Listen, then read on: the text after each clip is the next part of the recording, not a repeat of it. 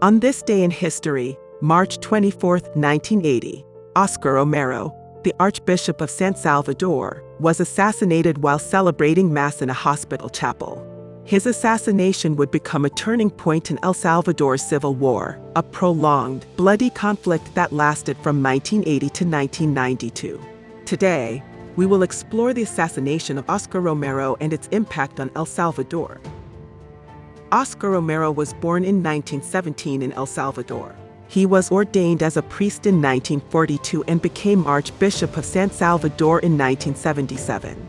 Romero was initially seen as a conservative figure within the Catholic Church, but he became a vocal critic of the Salvadoran government's violent tactics and the killing of innocent civilians by the military, often at great personal risk. The Salvadoran Civil War was primarily fought between the government of El Salvador with the support of the United States against various left-wing rebel groups. The war was sparked by social and economic inequality, as well as government repression of opposition groups.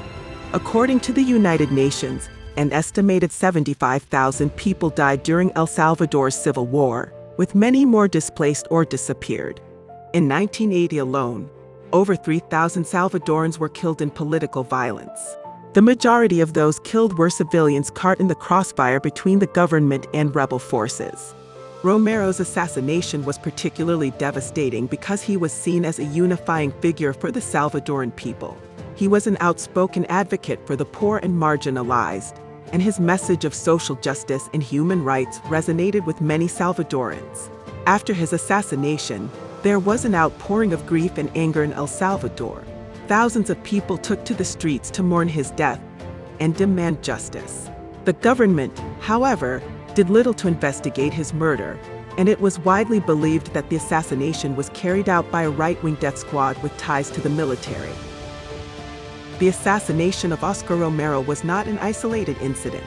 In the years following his death, numerous other religious figures and human rights activists were targeted by death squads. The Salvadoran Civil War ended with the signing of the Chapultepec Peace Accords on January 16, 1992.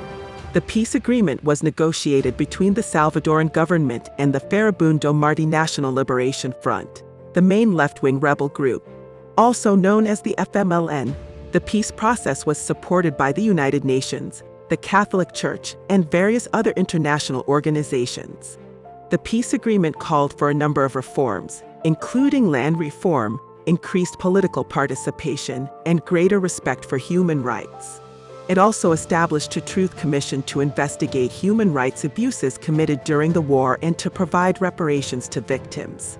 Under the terms of the peace agreement, the FMLN became a political party and participated in democratic elections. The government also established a national police force to replace the military, which had been responsible for many of the human rights abuses committed during the war. In conclusion, the assassination of Óscar Romero was a pivotal moment in El Salvador's civil war. It was a tragic reminder of the violence and oppression that many people faced during this time. But Romero's legacy lives on as a symbol of hope and resistance.